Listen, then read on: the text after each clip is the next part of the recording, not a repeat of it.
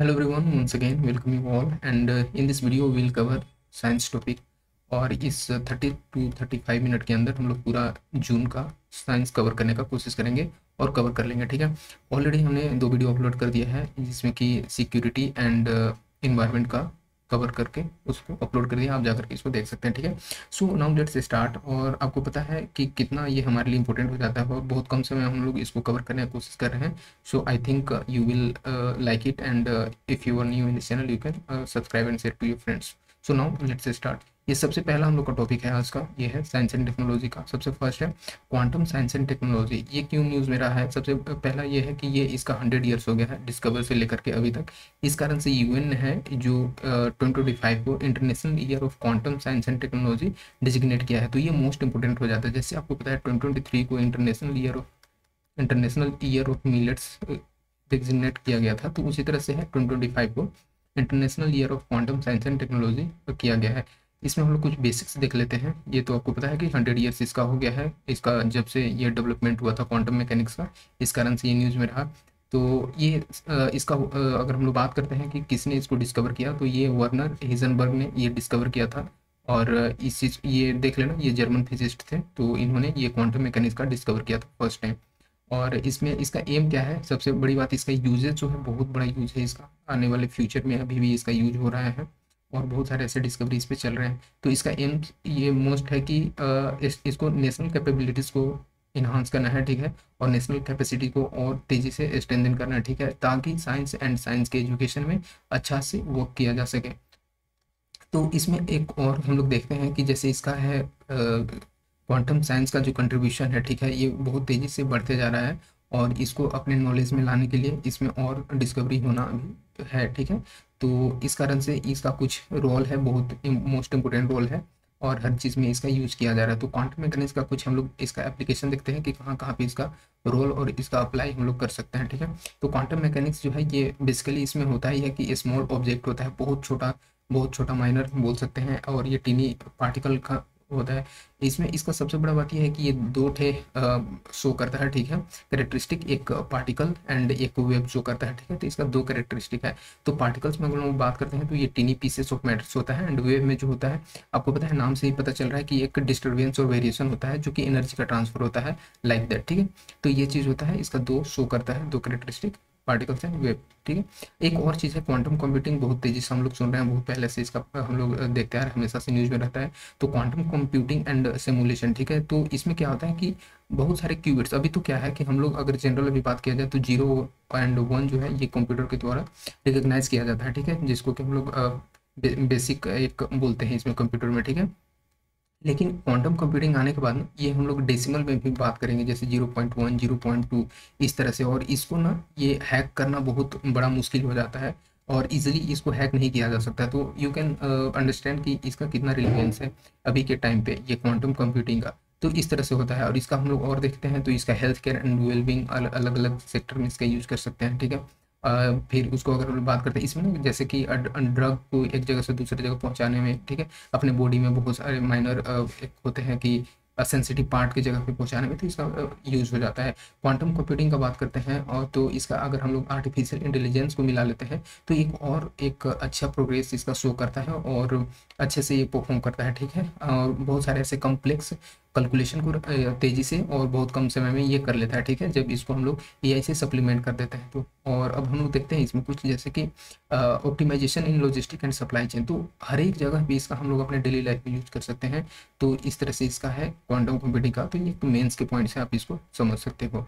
ठीक है, तो प्री का अगर हम लोग बात करते हैं प्री के पॉइंट से, तो ये ध्यान रखना है कि 2025 को international year of quantum science and technology किया गया था। बाकी तो ये इसका डिस्कवरी कौन किया है तो ये थोड़ा ध्यान रख सकते हो। नाउ सी कुछ हम लोग देख लेते हैं बेसिक, जैसे कि क्वांटम जो होता है ये स्मॉलेस्ट पॉसिबल यूनिट होता है। ठीक है, जो कि एक फिजिकल प्रॉपर्टी शो करता है। ठीक है, किसी भी चीज़ का। तो जैसे बेसिकली मैंने इसका बताया कि एक पार्टिकल्स नेचर होता है एंड वेव नेचर होता है, तो ये दो नेचर होता है इसका। ठीक है, तो एंड अगेन एक टर्म है quantum communication. Quantum communication basically एक पोस्ट कम्युनिकेशन क्रिप्टोग्राफी होता है। और ये क्या होता है इसमें हम लोग समझना है। जैसे अब ये भी क्या है कि बेसिकली जब ये क्वांटम अगर इसमें इंक्लूड हो जाता है तो इसको हैक करना बहुत मुश्किल हो जाता है, ठीक है।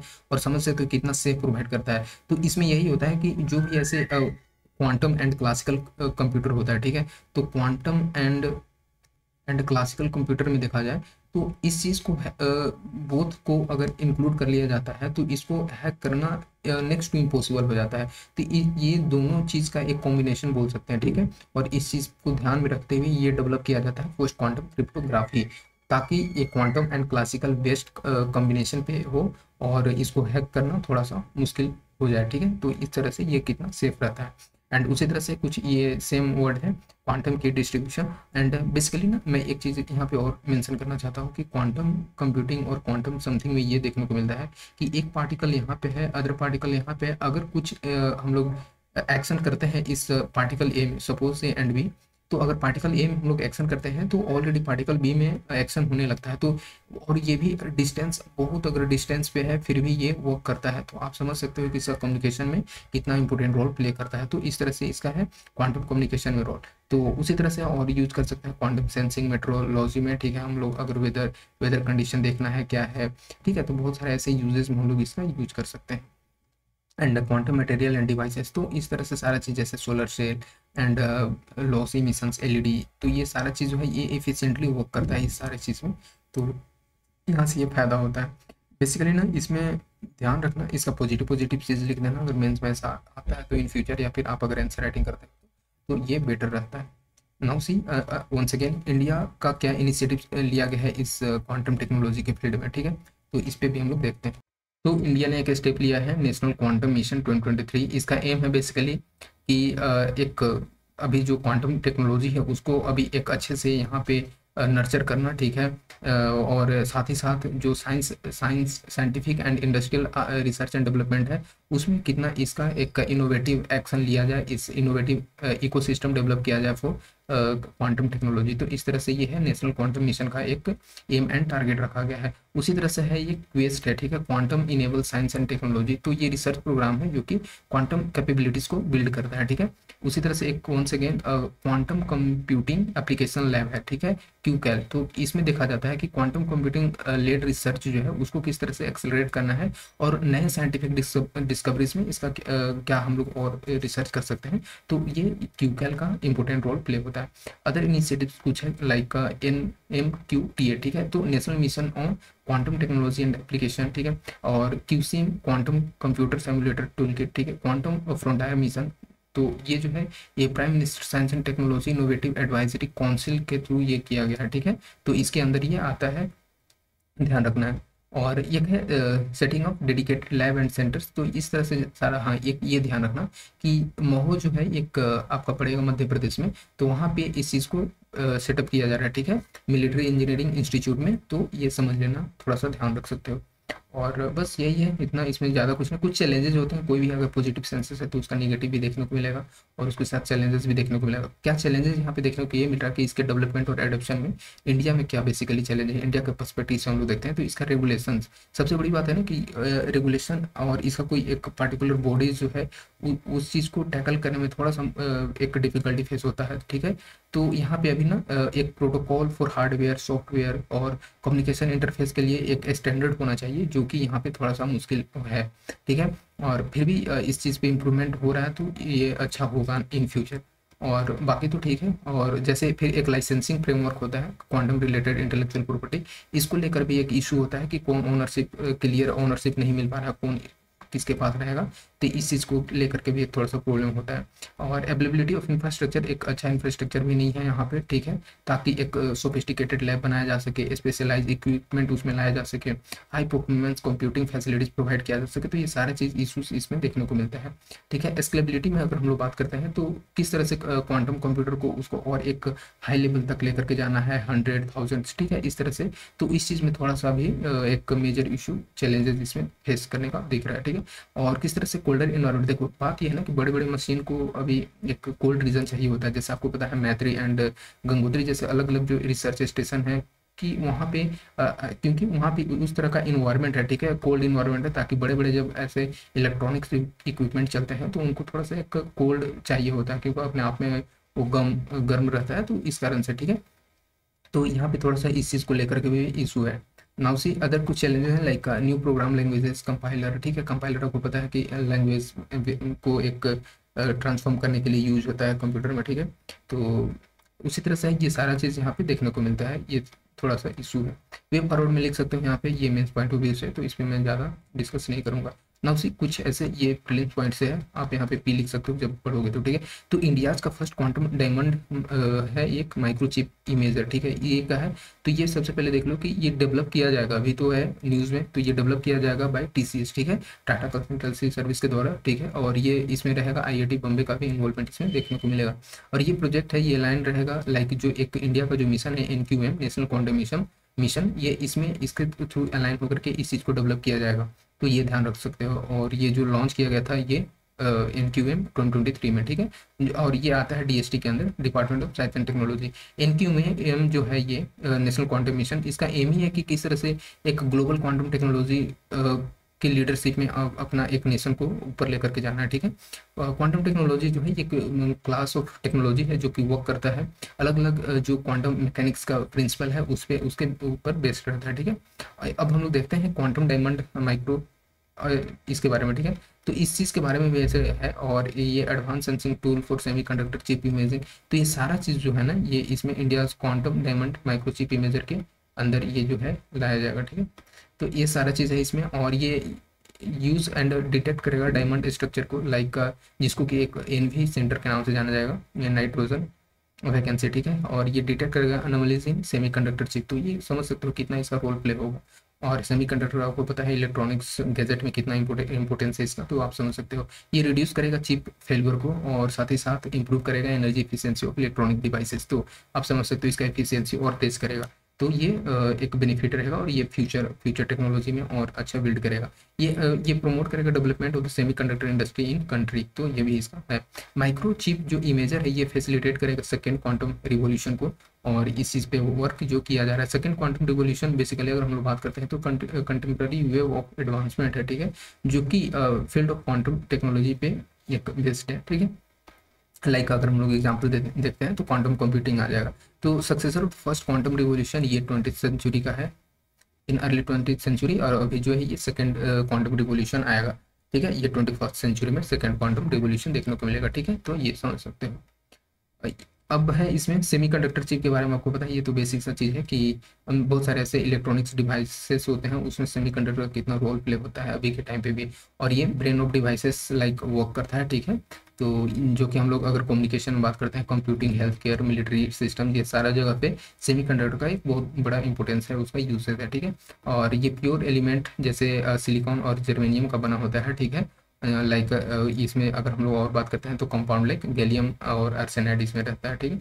और नाउ सी सेकेंड जो है ये outer space governance, outer space governance का अगर हम लोग बात करते हैं तो अर्मेनिया जो है, ये अर्मेनिया अभी अभी ज्वाइन किया है 43rd signatory nations to NASA Artemis accord, ठीक है।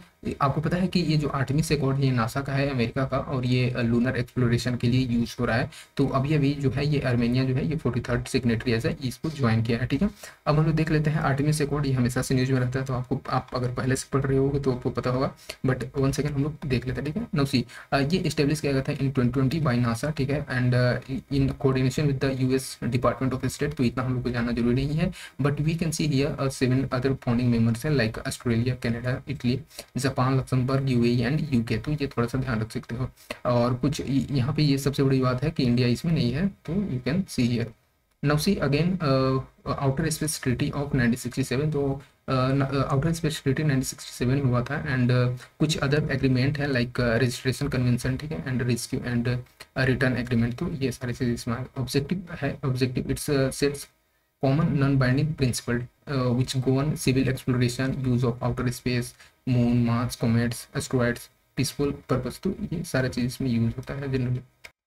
एक यहाँ पे हम लोगों ने देखा जो कि इंडिया इसका फाउंडिंग मेंबर नहीं है, बट इंडिया इस एकॉर्ड का मेंबर है, ठीक है, मतलब सिग्नेटरी है इसका, तो ये थोड़ा सा ध्यान रखते हैं। तो फाउंडिंग मेंबर में नहीं आएगा, बट एकॉर्ड में ये इंडिया है, तो ये चीज़ समझ सकते हैं। नाउ सी कुछ प्रिंसिपल्स हैं आर्टेमिस एकॉर्ड का, तो ऑल ये second what happened to this, okay all right.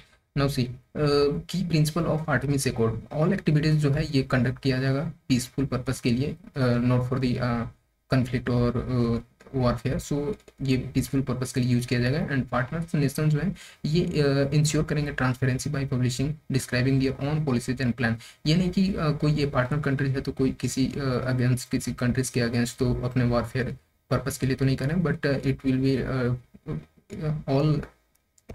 All nations responsibility to ensure transparency in this, ठीक है। तो ये समझ सकते हो। Now joint registration convention and avoiding harmful interference, तो ये भी इसका मोस्ट इंपॉर्टेंट है। And like that partner nations जो है ये यूटिलाइज करेंगे इंटरनेशनल स्टैंडर्ड्स को फॉलो करेंगे, डेवलपमेंट न्यू स्टैंडर्ड एंड इसके इंटर ऑपरेबिलिटी को भी फॉलो करेंगे। तो ये देखना है। रिजर्वेशन यही कुछ ज़्यादा इसमें कुछ खास नहीं है। आउटर स्पेस हेरिटेज तो ये करना ही पड़ेगा। Existing outer space governance framework, तो ये कुछ है जैसे इन 1958 का बात करते हैं तो United Nations general assembly UNGA ने जो है ये स्टेब्लिश किया था committee on peaceful use of outer space. तो ये इस 1958 में ही इसको स्टेब्लिश किया गया था। बेसिकली इसका ये था कि किस तरह से गवर्न करना है एक्सप्लोरेशन और जो स्पेस का अगर हम लोग यूज कर रहे हैं तो बेनिफिट फॉर ऑल ह्यूमनिटी, ठीक है। तो इस चीज़ का हम लोग समझ सकते हैं। एंड UN कोकोस जो है अभी जो हम लोगों ने देखा ये सब बेसिकली तो इसको सपोर्ट किया जाएगा by the United Nations office for the outer space affairs, ठीक है। तो ये समझ सकते हो कि इंटरनेशनल स्पेस ट्रीटी कुछ हम लोग देख लेते हैं for the basic like outer space treaty 1967, ये treaty on the principle governing activities of states in exploration, ठीक है। ये यूज ऑफ आउटर स्पेस तो बेसिकली इसी से रिलेटेड था, like moon and celestial bodies में किस तरह से एक्टिविटीज को गवर्न करना है, मतलब जो स्टेट अगर एक्शन ले रहे हैं या फिर उस चीज़ को कर रहे हैं तो उन सारे के बीच में एक ट्रीटी था आउटर स्पेस ट्रीटी 1967। और रेस्क्यू एग्रीमेंट 1968 का अगर हम बात करते हैं तो ये एग्रीमेंट था ऑन रेस्क्यू ऑफ एस्ट्रोनॉट, जैसे एस्ट्रोनॉट को रेस्क्यू करना, फिर किस तरह से एस्ट्रोनॉट को सेफली अपने आउटर स्पेस से अपने अर्थ तक लाना, ठीक है। तो ये सारा चीज़ जो है ये इसमें आता है 1968 के रेस्क्यू एग्रीमेंट में। लाइबिलिटी कन्वेंशन इन 1972, इसमें देखा जाए तो ये कन्वेंशन जो था ये इंटरनेशनल लाइबिलिटी फॉर डैमेज, जैसे स्पेस ऑब्जेक्ट के थ्रू अगर कोई भी किसी चीज़ को अगर डैमेज होता है तो इस चीज़ में है कि लाइबिलिटी कन्वेंशन 1972 के अंदर उस चीज़ को उसको कंपनसेट किया जाएगा। नाउ सी रजिस्ट्रेशन कन्वेंशन 1976, ये कन्वेंशन जो है ये registration of object launch into outer space. तो अगर कोई भी चीज़ आप आउटर स्पेस में लॉन्च करो तो उसके लिए रजिस्ट्रेशन इस रजिस्ट्रेशन कन्वेंशन 1976 के अंदर किया जाएगा। मून एग्रीमेंट 1979 अगर हम लोग देखें तो ये जो है ये एग्रीमेंट ये गवर्न करेगा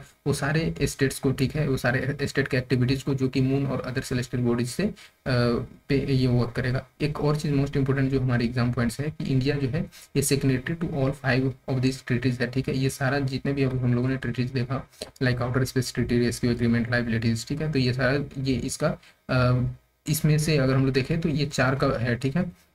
और जो भी हम लोगों ने ये लास्ट वाला देखा मून एग्रीमेंट 1979, इसका ये रेटिफाई नहीं किया है इंडिया, तो ये ध्यान रखना है। चार पे तो रेटिफाई किया है बट 4 का सिग्नेटरी है, बाकी 1 का नहीं है। अब हम लोग देखते हैं ये मोस्ट इंपोर्टेंट रहता है, जैसे इसका हेडक्वार्टर पूछ देगा तो ये सारा चीज़ ये प्रीलिम्स पॉइंट ऑफ व्यू से इंपॉर्टेंट हो जाता है। United nation office for outer space affairs, ठीक है, इसका अगर हेडक्वार्टर देखे तो ऑस्ट्रिया वियना में देखते उनको मिलता है, ठीक है। एंड ये जो इनिशियली ये क्रिएट किया गया था लाइक स्मॉल एक्सपर्ट यूनिट, ठीक है, और ये जो है UN सेक्रेटरीट 1958 के अंदर। तो ये उसके बाद इसको इस्टेब्लिश किया गया इट्स प्रेजेंट फॉर्म 1993 में, ठीक है। इंडिया इसका मेंबर है और मतलब इसमें है कि बेसिकली 102 कंट्रीज है। अभी तो हम लोगों ने देखा था कि इंडिया इसका तो मेंबर है ही।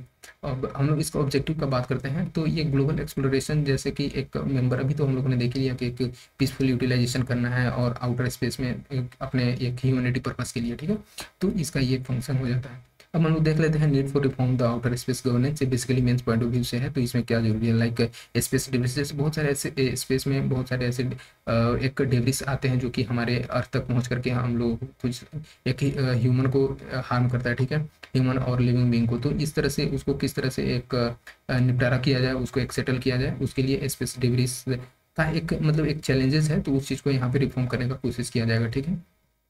और देखो इसका जो है एक साइज जैसे 1 mm to 1 centimetre 130 million space degrees object यहाँ पे अभी देखने को मिला है, ठीक है। तो ये सारा चीज़ जो है ये एक इशू क्रिएट कर सकता है ह्यूमन पर्पज से। इसका रिसोर्स एक्टिविटीज़ का हम लोग बात करते हैं तो ये जो है एक हाँ मतलब एक रिसोर्स एक्टिविटीज़ में भी इसका जरूरी है, साथ ही साथ स्पेस ट्रैफिक कोऑर्डिनेशन में, तो ये सारा चीज़ जो है इसके साथ कोऑपरेट करना होगा। तब जा करके इसका एक पॉजिटिव सेंस में यूज हो पाएगा, नहीं तो एक प्रॉब्लम क्रिएट कर सकता है। Now what role can India play in improving outer space governance, तो इंडिया क्या रोल प्ले कर सकता है, ऐसे क्वेश्चन बनाए जाते हैं मेंस में भी, ठीक है। तो ये जो है एक प्रमोट कर सकता है better implementation of existing framework, बहुत सारे ऐसे फ्रेमवर्क हैं, अभी हम लोग 4-5 देखें, कुछ एग्रीमेंट है, तो उस चीज़ को अच्छे से इंप्लीमेंट किया जा सकता है। तो इसका मेजर इंटरनेशनल एग्रीमेंट का एक पार्ट है इंडिया, तो इस चीज़ को अपना एक रोल प्ले कर सकता है, ठीक है। तो इस चीज़ में हम लोग ये देखें नाउ, जैसे एक creating space domain awareness, space domain awareness ये फोस्टर करता है trust and cooperation among countries, ठीक है। तो ये भी यहाँ से होता है ना कि इंडिया एक ग्लोबल लीडर लाइक मतलब एक साउथ साउथ कोऑपरेशन और मतलब साउथ लीडर निकल करके आ रहा है, तो इस तरह से ये अपना एक शो कर सकता है, ठीक है, इस चीज़ में अपना लीडरशिप। तो बस वही है, बाकी तो इसमें कुछ खास नहीं। वे फॉरवर्ड हम लिख सकते हो कि न्यूट्रिटी फॉर पीस एंड सिक्योरिटी होना चाहिए, स्पेस डेब्रिस रिमूवल के लिए जो भी हम लोगों ने इशू देखा, स्पेस ट्रैफिक मैनेजमेंट कैसे किया जाएगा, स्पेस रिसोर्स एक्टिविटीज़ को कैसे किया जाएगा, इंक्लूसिवनेस होना चाहिए, ह्यूमन पर्पस के लिए होना चाहिए, ह्यूमन बेनिफिट होना चाहिए, ये सारा चीज़ जो है हम लोग अच्छा अच्छा बात लिख सकते हैं। ट्रांसफैट एलिमिनेशन, ट्रांसफैट एलिमिनेशन का अगर हम लोग बात करते हैं तो आपको पता है ये हेल्थ पर्पज से और साइंस एंड टेक्नोलॉजी का एक पार्ट हो जाता है, हमेशा से इंपॉर्टेंट है। तो ये जो अभी अभी देखा जाए तो WHO जो है ये पब्लिश करता है 5th माइलस्टोन रिपोर्ट, जिसमें कि ये देखा गया कि इसका एक प्रोग्रेस देखा गया कि ग्लोबल ट्रांस फैट एलिमिनेशन को लेकर के, जो कि ये जो है 2018 टू 2023 तक, इसमें हम लोग देखेंगे क्या क्या इंप्रूवमेंट देखने को मिला, क्योंकि ऑलरेडी 2023 खत्म हो चुका है, ठीक है। तो इसमें 5th माइलस्टोन रिपोर्ट अभी रिलीज किया गया था WHO का, तो इस कारण से न्यूज होता है। देखो की फाइंडिंग क्या है इस रिपोर्ट में, यही हम लोग को फाइंडिंग देखना है। टोटल 53 कंट्रीज जो है ये बेस्ट प्रैक्टिसेस अभी हैं इसमें आता है, ठीक है। और इसमें हम लोग देखें तो जो भी जैसे इंडस्ट्रियल ट्रांस फैट होता है जो भोजन में देखने को मिलता है, फूड में, तो ये इसके अंदर में तो कुछ ऐसे 53 कंट्रीज हैं वो अच्छा अभी अपना रोल किए हैं इसमें प्ले। और दिस पॉलिसीज जो है ये वास्टली इंप्रूव करेगा फूड इन्वायरमेंट को, क्योंकि हम बहुत सारे ऐसे जो ट्रांस फैट होता है वो हमारे हेल्थ के लिए इशू क्रिएट करता है, जो कि अगर इस पर इम्प्रूवमेंट किया जाए तो अच्छा होगा हमारे हेल्थ के लिए, ठीक है। और ये 46% मतलब इतना बिलियन पीपल को फ़ायदा पहुंचाएगा, 46% लोगों को, ठीक है, टोटल वर्ल्ड पॉपुलेशन का। रिपोर्ट अगर बात करते हैं तो हाईलाइट करता है WHO एम्बिशियस टारगेट को, जो कि एक फुली एलिमिनेट करेगा trans fat from global food supply, ठीक है। और ये 2023 का एंड तक था, और जो कि अभी पूरी तरह से नहीं हो पाया है, जो अचीव करना था टारगेट को वो चीज़ अचीव नहीं हो पाया 2023 तक, ठीक है। तो ये चीज़ यहाँ पे है प्रॉब्लम। तो अगर पूछेगा कि पूरी तरह से ट्रांस फैट को एलिमिनेट कर दिया गया है तो नो, पूरी तरह से एलिमिनेट नहीं किया गया। देखो ये मोस्ट इंपॉर्टेंट है, जैसे डिफरेंट काइंड्स ऑफ फैट कौन कौन सा होता है, लाइक फैटी एसिड का हम बात करते हैं तो ये बिल्डिंग ब्लॉक ऑफ फैट है fatty acid, like a long chain of carbon and hydrogen atoms, तो ये दोनों को मिला करके ना ये फैटी एसिड का फॉर्मेशन होता है। एसेंशियल फैटी एसिड अगर हम लोग बात करते हैं तो ये ह्यूमन बॉडी के लिए जरूरी है, और ये ऑब्टेन होता है ये फूड से, ठीक है। और कुछ ऐसे फैट होते हैं जो कि हार्मफुल भी होते हैं हमारे बॉडी के लिए। फैट तो वैसे ज़रूरी है बट कुछ हमारे लिए हानिकारक भी होते हैं, हमारे लिए हार्मफुल होते हैं। देखो ऐसे तो 3 तरह का फैट को डिस्ट्रीब्यूट किया गया है, like unsaturated fat, saturated fat and trans fat. Unsaturated fat में अगर हम लोग बात करते हैं तो इसमें सो कॉल्ड ये इसको हम लोग अच्छा फैट मान के चलते हैं कि हमारे लिए जो अनसैचुरेटेड फैट है उसको हम लोग को कंज्यूम करना चाहिए, ठीक है। तो ये चीज़ अच्छा इसको माना जाता है, और ये चीज़ देखने को मिलता है एवोकाडोस में देखने को मिलेगा, वेजिटेबल में देखने को मिल रहा है, ठीक है। और ये इसका मोलिकुलर स्ट्रक्चर अगर हम लोग बात करते हैं, जैसे ये देखो इसका मोलिकुलर स्ट्रक्चर है, तो ये जो है इसका इसका बेसिकली ना अनसेचुरेटेड फैट का ये कॉज करता है lower in calories than other fat, ठीक है। तो इसमें लो कैलोरीज देखने को भी मिलता है। मोलिकुलर स्ट्रक्चर जो है ये अनसेचुरेटेड फैट का है, ठीक है, जो कि हाइड्रोजन एटम के साथ इसमें अवेलेबल रहता है, तो हाइड्रोजन एटम ही तो रहता है इसमें। सेचुरेटेड फैट में जब साइंस पढ़ोगे तो उसमें देखने को मिलता है। और अब हम लोग देखते हैं सेचुरेटेड फैट में, ठीक है। तो इसमें अगर हम लोग बात करते हैं तो ये फैट जो होता है ये मोस्टली एनिमल प्रोडक्ट में देखने को मिलता है, ठीक है। और ये रिकमेंड करता है बेसिकली पीपल एक, तो इसमें ना पीपल को एक सजेस्ट किया जाता है कि आपको जो एनिमल प्रोडक्ट है उसको कम कंज्यूम करना है ताकि आप स्टे रहो, हेल्दी रह सको, ठीक है। तो ये सारा चीज़ होता है, ये सेचुरेटेड फैट बेसिकली बोल सकते हैं कि हमारे लिए थोड़ा सा अच्छा नहीं है। ट्रांस फैट का बात करते हैं तो ट्रांस फैट जो होता है एक अनसेचुरेटेड गुड फैट होता है ये, और जो कि पार्शियली सेचुरेटेड होता है विद द हाइड्रोजन। तो ये सारा चीज़ यहाँ से समझ सकते हो। इसको और एक बोला जाता है bad cholesterol and should be avoided, तो ये चीज़ भी इसको माना जाता है। तो अनसेचुरेटेड ठीक है बट सेचुरेटेड थोड़ा सा दिक्कत हो जाता है हमारे हेल्थ पर्पज से। काइंडली नोट की difference in molecular structure of unsaturated and trans fat. So basically this is basic, so we will not discuss here much. And now see cholesterol, ये कुछ ऐसे स्ट्रक्चर है, एक सेकंड यहाँ पे हम लोग देख लेते हैं इसका हेल्थ इम्पैक्ट का। ठीक है, तो ये जो है ये रेज करता है level of the bad cholesterol अगर हम लोग यूज़ करते हैं ट्रांस फैट को। तो इसका ये होता है हमारे बैड कोलेस्ट्रॉल को इंक्रीज करता है उसके लेवल को, और जो गुड कोलेस्ट्रॉल जो होता है उसको कम करता है। तो फाइनली जो बैड कोलेस्ट्रॉल होता है ये हमारे एक बोल सकते हैं आर्टरीज में एक वॉल क्रिएट कर देता है। एंड आर्टरीज में जब आर्टरीज में जब वॉल क्रिएट करता है तो ब्लड का फ्लो भी होता है ये स्लो हो जाता है। ठीक है, और ये इसको हार्ड एंड नैरो कर देता है। तो इस कारण से आप समझ सकते हो कि ये फाइनली जो होता है ब्लड का फ्लो अच्छे से नहीं पाता है, देन ये हार्ट अटैक का कारण होता है, हार्ट अटैक एंड स्ट्रोक का। तो इसका समझ सकते हो कितना एक हमारे लिए हार्मफुल है। And they have also been link to inflammation, ये हमारे शरीर में जलन का काम करता है, ओवरवेट, ओबिसिटी, ये सारा चीज़, high blood pressure, diabetes and some type of cancer ये कॉज करता है। तो इसका है हेल्थ पे ये बैड इफेक्ट इस तरह से देखने को मिलता है। कोलेस्ट्रॉल एक्यूमुलेशन का ये जैसे है ये लीवर हो गया। ठीक है, और ये बाइल जूस देखने को मिलता है, एंड ये HDL रिमूव कोलेस्ट्रॉल। तो इस तरह से जो है ना ये लीवर हो गया। ठीक है, और ये तो किस तरह से बेसिकली ना ये लो डेंसिटी लिपोप्रोटीन कोलेस्ट्रॉल जो है ये यहाँ पे देखने को मिलता है, डिपॉजिट होता है और हमारे जो आर्टरीज का ये वॉल क्रिएट करता है इस तरह से। और यहाँ पे जो है ये हाई डेंसिटी जो है ये एक फॉर्मेशन करता है। ठीक है, तो ये बेसिकली ना फिर इसका जब ये वॉल मोटा हो जाता है और तो ब्लड का फ्लो अच्छा से नहीं हो पाता है, जिस कारण से एक हाई ब्लड प्रेशर, कोलेस्ट्रॉल का एक बढ़ जाना, फिर मतलब जो अच्छा कोलेस्ट्रॉल हो उसका लेवल डाउन होना, तो ये सारा चीज़ रीजन हो जाता है। अब देखते हैं हम लोग steps taken to regulate trans fat. अब हम लोग क्या कर सकते हैं, इंडिया का क्या रोल है इसमें। ठीक है, ट्रांसफैट को रेगुलेट करने में तो इनिशिएटिव कुछ लिए गए हैं लाइक FSSAI, ठीक है, food safety and standard authority of India के द्वारा ये ट्रांसफैट जो है ये फ्री ट्रांसफैट फ्री लोगो। ठीक है, तो इसमें देखा जा रहा है कि voluntarily labelling to promote trans fat. ठीक है, और ये जैसे बहुत सारे ऐसे प्रोडक्ट होते हैं उसमें एक प्रमोट किया जा रहा है कि बहुत कम इसका यूज़ किया जाए। ठीक है, और हार्ट अटैक रिवाइंड। ठीक है, तो इसमें है कि मास मीडिया कैंपेन चलाया जा रहा है इस चीज़ को समझने के लिए, ताकि आप लोग जो अगर सिंसियर होंगे, अवेयर रहेंगे तो खुद ही कम इसका यूज करेंगे। एंड फाइनली एक स्टेप लिया गया है eat right and India movement, इसके अंदर ये चीज़ इनिशिएटिव है और लोगों को अवेयर करने के लिए, तो ये बेनिफिट करेगा लोगों को। ठीक है, अब बस यही है, बाकी तो आप देख सकते हो कि इसके अंदर इतना एक रखा गया है target. In 2021 the amount of the trans fat जो है ये ऑयल एंड फैट्स जो कि 3% रखा गया था, फिर उसके बाद 2022 में 2% रखा गया। ठीक है, तो इस तरह से धीरे धीरे कम किया जा ही जा रहा है।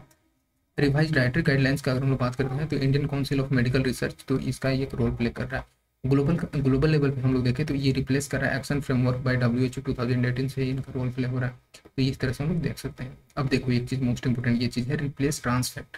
तो एन एक्शन जो है ये an action package to eliminate industrially produce trans fat acid. ठीक है, तो ये जो इंडस्ट्रियल ट्रांसफैट जो होता है ये हमारे हेल्थ जो बहुत एक हार्मफुल रहता है, तो उसी को ये कैसे इस तरह से यहाँ पे समझाया गया है रिप्लेस। ठीक है, तो रिप्लेस से इसको लाया गया है। रिप्लेस इट मीन्स की रिव्यू। ठीक है, P for promote, legislate, access, ठीक है, एसेस, ठीक है, एंड क्रिएट्स एंड इन्फोर्स। तो इसमें देखा जाए तो रिव्यू में कि डाइटरी रिसोर्स डाइटरी जो सोर्सेस हैं इंडस्ट्रियली प्रोड्यूस ट्रांसफैट में, उसको थोड़ा सा रिव्यू करना है कि क्या है कैसे। ठीक है, उसके बाद जो है इंडस्ट्री को ये प्रमोट करना है कि थोड़ा सा ट्रांसफैट जो है हेल्थियर फैट होना चाहिए इसमें। इंडस्ट्री में जो भी ऐसे प्रोडक्ट किए जाते हैं, लेजिस्लेट करना है कि एक रेगुलेटरी एक्शन लिया जाए इनको रेगुलेट करने के लिए। ठीक है, फिर एसेस जो है एसेस और मॉनिटर करना है ट्रांसफैट कंटेंट को फूड एंड सप्लाई में, ताकि एक अच्छा से किया जाए। फिर वही है क्रिएट अवेयरनेस एंड समथिंग, फिर इन्फोर्स अच्छे से करना है। तो इस तरह से हम लोगों ने ट्रांसफैट के बारे में देखा। अब देख लेते हैं कुछ food safety and standard authority of India, ये जो है इस्टेब्लिश किया गया था लाइक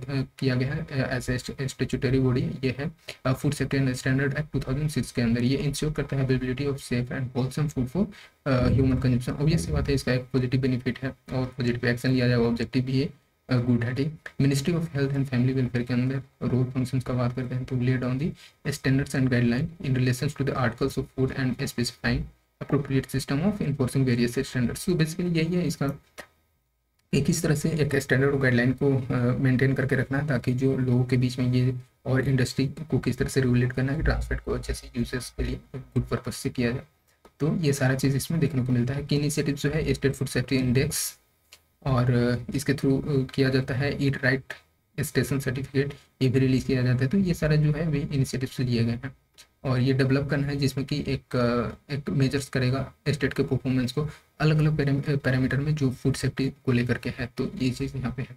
चैलेंजेस कुछ है कि किस तरह से ट्रांस फैट को कभी इतना जल्दी एलिमिनेट नहीं किया जा सकता है।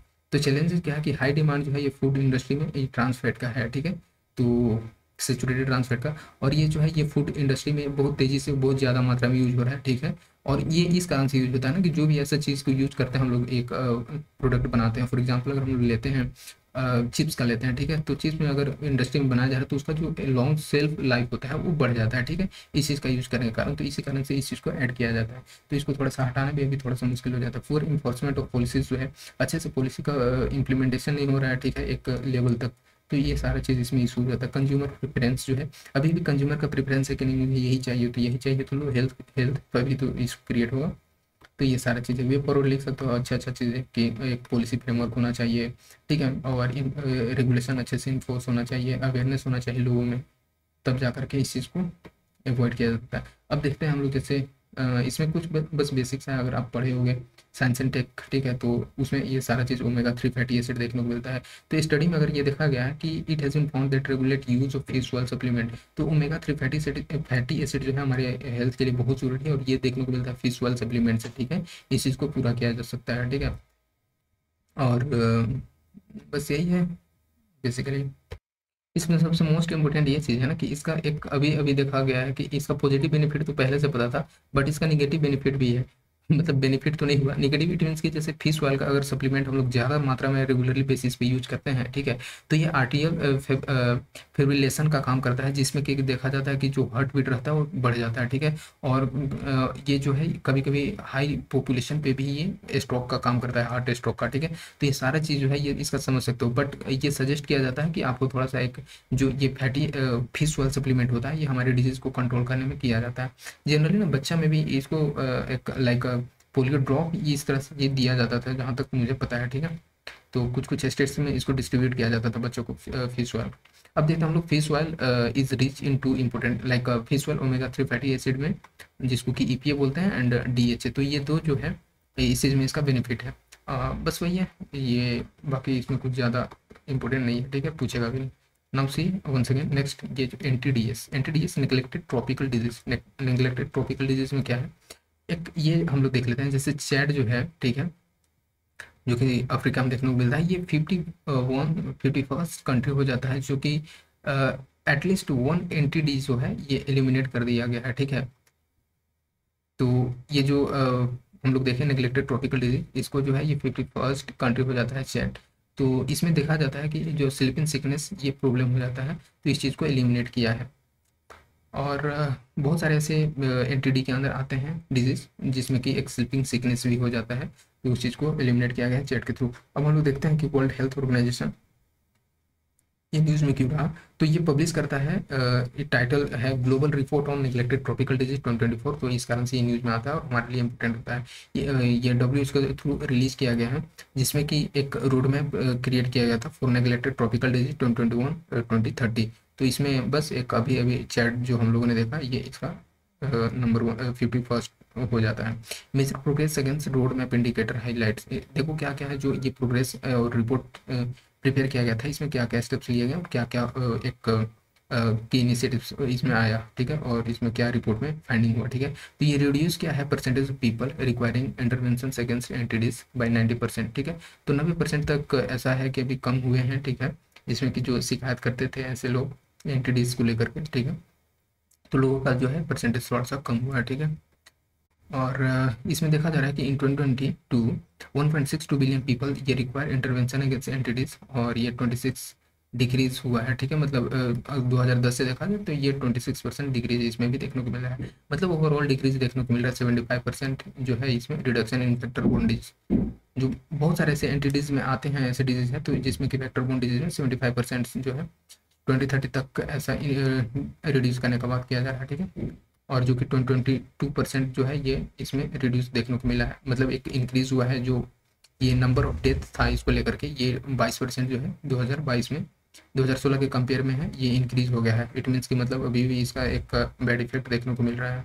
100% access at least basic water supply sanitation and hygiene, ठीक है, तो इस चीज़ में है, आप समझ सकते हो, जो कि नेगलेक्ट किया गया है, और ये 2030 तक इसमें नेगलेक्ट करना है इसको।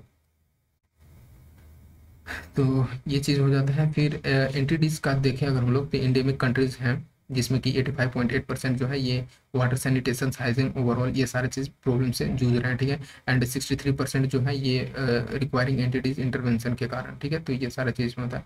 और इंडिया में क्या फाइंडिंग हुआ है, ठीक है। तो इंडिया में देखा जा रहा है कि 40% पीपल जो हैं ये entities requiring intervention against entities in India, इतना पीपल हैं जो कि एक हाईएस्ट इन द वर्ल्ड है, ठीक है। तो 40% ओवरऑल इंडिया में ही हो जा रहा था, आप समझ सकते हो।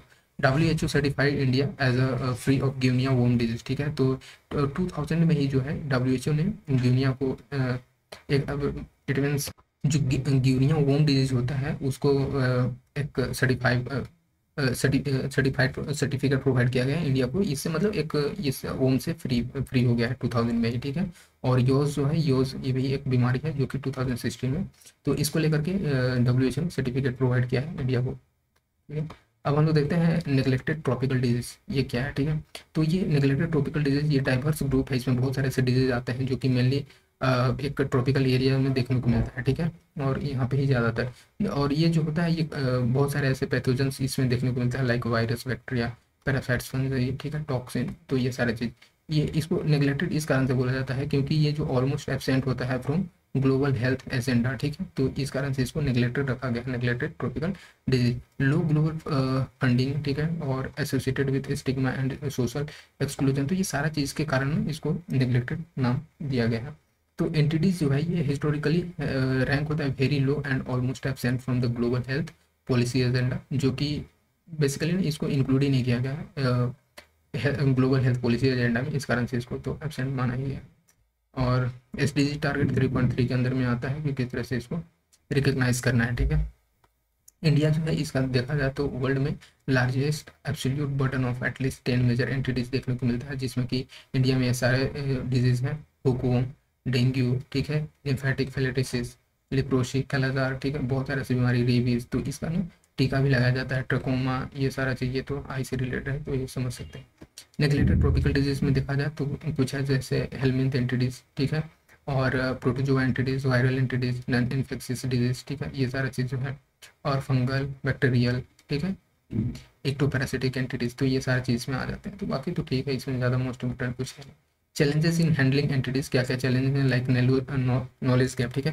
ये सबसे मोस्ट इंपॉर्टेंट होता है कि लोगों को अगर पता हो ना कि किसी से क्या कितना एक तेज़ी से फैलता है तो उस चीज़ को कंट्रोल किया जा सकता है, बट ऐसा ही एक नॉलेज गैप के कारण और भी डेवलपमेंट के कारण बहुत सारा ये प्रॉब्लम है। Limitation surveillance and detection capabilities, ठीक है, डिटेक्शन कैपेबिलिटीज, और ये सारी चीज़ ना भी मतलब एक बोल सकते हैं इक्विपमेंट का कमी है यहाँ पे, तो इस कारण से ये सही से इसका फाइंडिंग नहीं हो पा रहा इस चीज़ का सोल्यूशन, ठीक है। वीक हेल्थ सिस्टम, ठीक है, और इस कारण से भी लाइक कोविड-19 देखा आपने कि किस तरह से एक रिवील कर दिया पूरे ग्लोबल लेवल पे, अभी भी मतलब ठीक है लोग इससे हटे, बट अभी भी इसका बहुत सारा असर और एक मास लेवल पे फैल गया ना, प्रॉब्लम क्रिएट किया।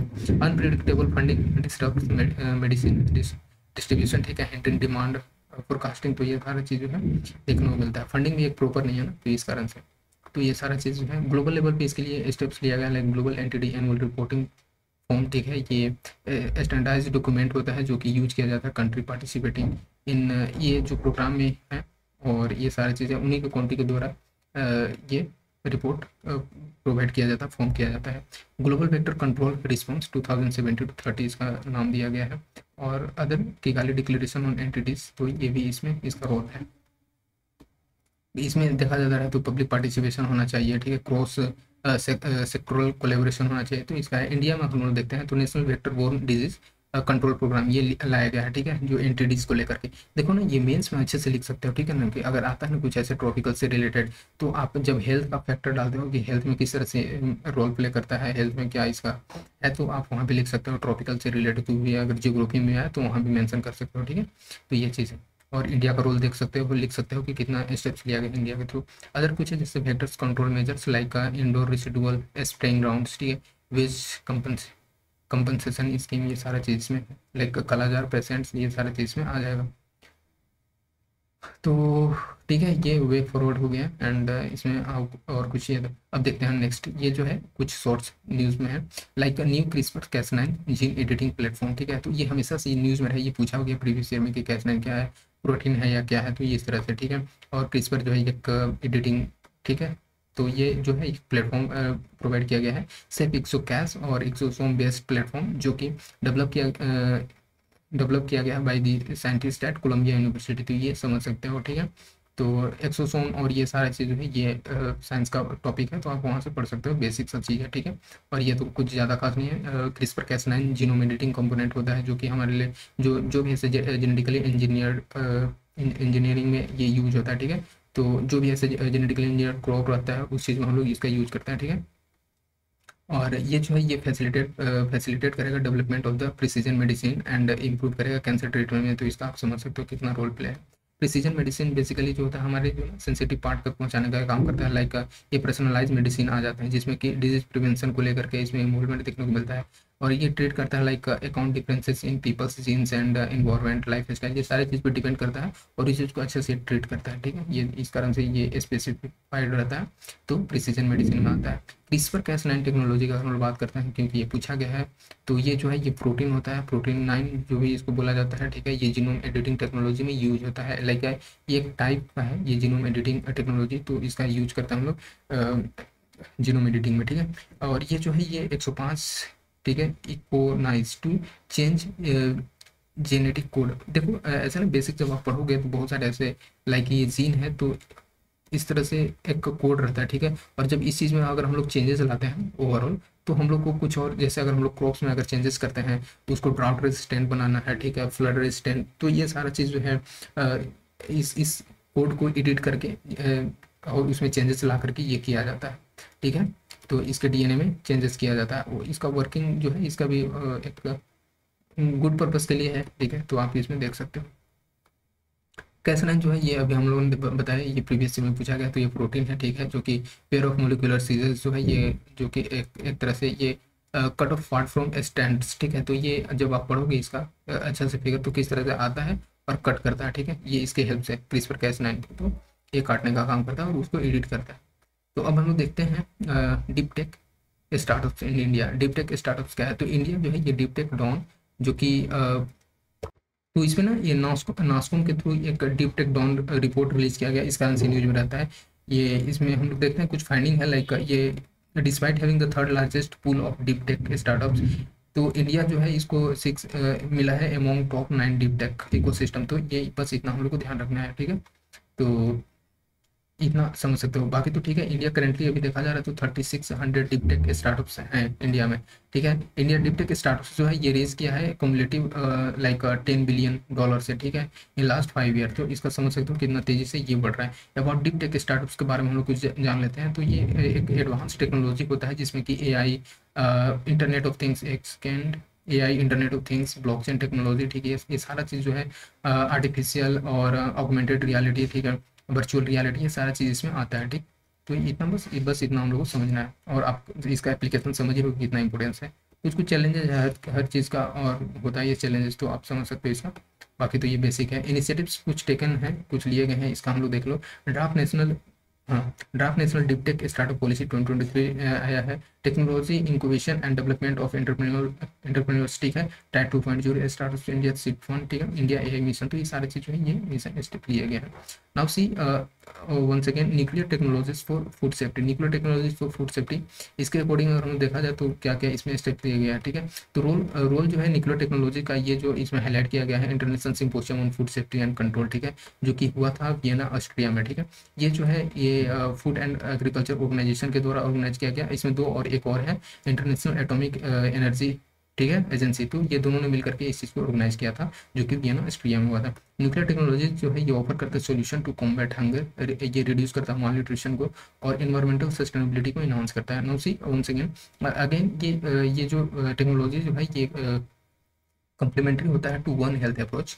वन हेल्थ अप्रोच में देखा जाता है, आपको पता है कि इसमें पीपल, एनिमल एंड इकोसिस्टम, ये तीनों के हेल्थ को इसमें इंक्लूड किया जाता है, कि अगर तीनों को ओवरऑल हेल्थ को इंक्लूड किया जाए तो जो एक बोला जाता है ना, यूनिट जो जूनोटिक डिजीज होता है उस चीज़ को भी प्रिवेंट किया जा सकता है ओवरऑल, ठीक है। तो ये सारी चीज़ होता है इसमें होता है। Role of nuclear technologies in food system, ठीक है। तो ये एनिमल हेल्थ, ये सारी चीज़ें जैसे सॉइल एंड वाटर मैनेजमेंट कैसे करना है, इंसेक्ट पेस्ट मैनेजमेंट, ठीक है, फूड सेफ्टी एंड कंट्रोल, तो ये सारी चीज़ें।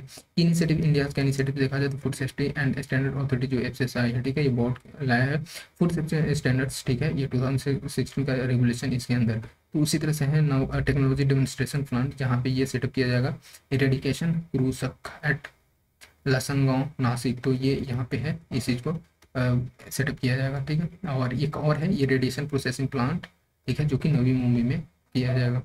और ये हाई डोज रेडिएशन ट्रीटमेंट रहेगा, इसके पर्पज़ के लिए ये इस्टेब्लिश किया जा रहा है। ग्लोबल इनिशिएटिव्स का बात करते हैं, joint food and agriculture organization and international atomic energy agency जो है, ये nuclear technologies in food and agriculture पे, ये भी एक ग्लोबल लेवल पे, ठीक है। और एटॉमिक फॉर फूड इनिशिएटिव्स, ये भी दोनों के थ्रू है। तो ये बस इससे पूछा जाता है कि कौन किसके अंदर अंडर में आता है, तो ये चीज़ें। अब हम लोग देखते हैं दक्ष प्रोजेक्ट का, ठीक है।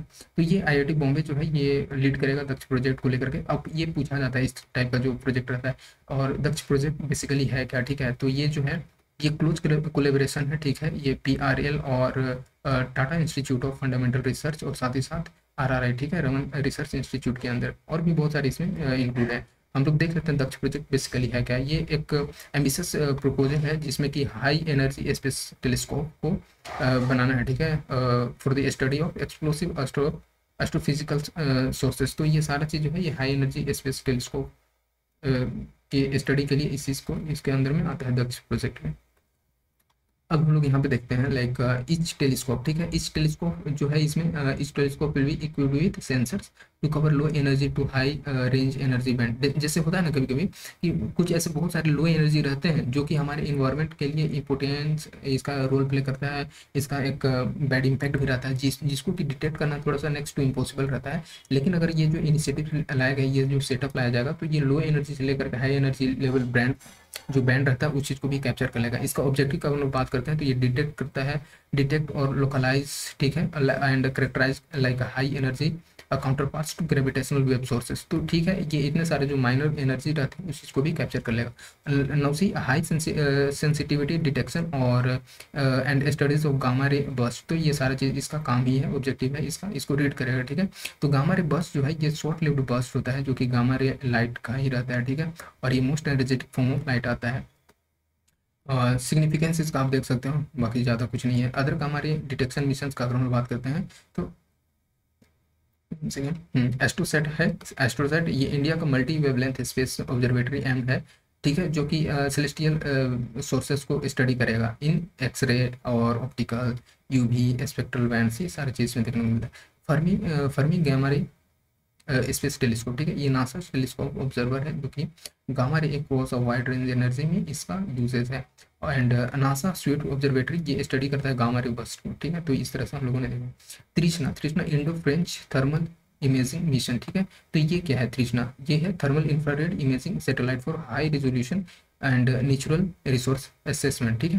तो इसमें ये मिशन जो है ये एक बेसिकली इसरो एंड CNES, ठीक है, फ्रेंच स्पेस एजेंसी है, इस इन दोनों के बीच में एक कोलेबोरेशन है जो कि बेसिकली इसका काम है कि किस तरह से सरफेस टेम्परेचर और वाटर मैनेजमेंट है, ठीक है, रीजनल टू ग्लोबल स्केल पे उसको रीड करना है, उसको स्टडी करना है, ये तृष्णा के अंदर में आता है। ये समझ लेना इस ISRO and French space agency के कोलेबोरेशन से है। हम लोग देखते हैं तृष्णा मिशन का ऑब्जेक्टिव क्या है। इसमें बेसिकली ना ये मॉनिटर करेगा एनर्जी और वाटर बजट को, ठीक है, ये कंटिनेंटल बायोस्फीयर में, तो ये चीज़ इसका समझ सकते हो बेसिकली, और बाकी कुछ और नहीं है।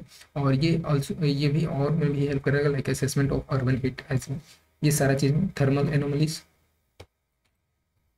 तो इस तरह से इसका यूसेज है, ठीक है। और बस यही है, इसमें थर्मल इंफ्रारेड ये पेलोड आ जाएगा, ठीक है, और visual near infrared, short wave infrared, ये सारी चीज़ में इसका पेलोड है। नेक्स्ट हम लोग देखते हैं India's international space cooperation. India France ये स्ट्रेटजिक स्पेस डायलॉग्स लाइक, तो ये इसका बीच में है, ये भी इन दोनों का कोलेबोरेशन है। इंडिया यूएस का एक 2022 में लाया गया था bilateral space situation awareness arrangement, ठीक है। NASA ISRO synthetic aperture radar, ठीक है, निसार मिशन जो है ये भी है। तो ये सारी चीज़ जो है इस स्टडी के लिए है।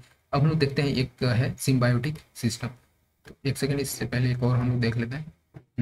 अर्थ केयर मिशन ये है, ये रिसेंटली लॉन्च किया गया है earth cloud aerosol and radiation explorer के थ्रू, ठीक है। ये ज्वाइंट, ये इसका ज्वाइंट वेन्यू है, ठीक है, ये ज्वाइंट वेंचर है, ये ईएसए एंड जाक्सा के बीच में है, ठीक है, European space agency and Japan aerospace exploration agency के थ्रू ये जो अर्थ केयर मिशन है ये पूछा जाएगा कि किसके द्वारा, बस इतना समझ लेना। बेसिकली इसका काम है कि एक होलिस्टिक व्यू, कम्प्लेक्स इंटरप्ले करना बिटवीन क्लाउड, एरोसोल, रेडिएशन, ये सारा चीज़ जो है इस चीज़ में, ताकि ये अर्थ रेडिएशन बैलेंस को इंसाइट्स कर सके, ठीक है, और जो भी ऐसे क्लाइमेटिक क्राइसिस जो देखने को मिलता है उस चीज़ को भी टैकल कर सके, उस चीज़ को भी रिकॉग्नाइज कर सके। ऑर्बिट टाइप जो देखा जाए ये सन सिंक्रोनस आता है, तो ये सारा चीज़ है बेसिकली। बाकी ये तो बेसिक सा चीज़ है, ठीक है, साइंस में पढ़े होंगे। और जियोग्राफी में सिम्बायोटिक सिस्टम्स के बारे में देख लेते हैं। नासा हबल जो है स्पेस टेलीस्कोप ऑब्जर्व दी सिम्बायोटिक सिस्टम, ठीक है, HM सेगिटे इन मिल्की वे गैलेक्सी। तो मिल्की वे गैलेक्सी में इन्होंने एक फाइंडिंग किया है, तो इस कारण से ये न्यूज़ में रहता है, ऑब्जर्व किया है। तो सिम्बायोटिक सिस्टम से ये है क्या, बेसिकली ये देख लेते हैं। एक type of binary star system है जो कि कंसिस्ट करता है व्हाइट ड्वार्फ एंड रेड गिगांट, ठीक है।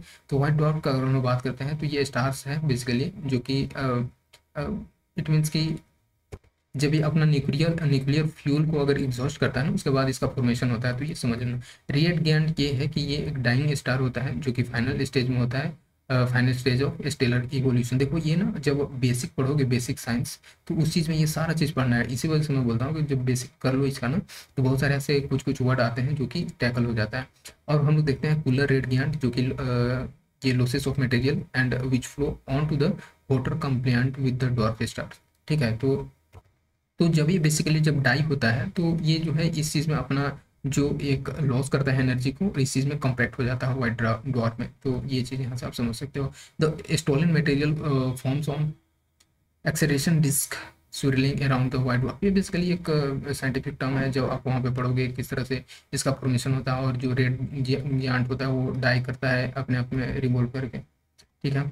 अब देख लेते हैं एक IHR, ठीक है, amendment to international health regulation. ये कुछ इसमें अमेंडमेंट देखने को मिला है। तो 77th annual world health assembly, ठीक है, ये मीटिंग हुआ था रिसेंटली, जो कि ये IHR 2005 में जो है ये इस चीज़ को अमेंड किया गया है अभी अभी, ठीक है। तो इस कारण से ये न्यूज़ में हो जाता है। अभी देखा जा रहा है कि ये जो इसका मैंडेट है इंटर गवर्नमेंटल नेगोशिएटिंग बॉडी है, ठीक है, और ये इस्टेब्लिश किया था 2021 में। तो ये जो है इस अपना जो एक वर्क इसका है पेंडेमिक एग्रीमेंट, इस चीज़ को फिनिश करने के लिए, इस चीज़ को नेगोशिएट करने के लिए एक इस कारण से ये एक चीज़ है इसमें देखने को मिलता है। IHR में हम देख लेते हैं, ठीक है, इंटरनेशनल हेल्थ रेगुलेशन में। तो ये जो है इस successor of the international sanitary regulation, इसी को आगे बढ़ाया गया था।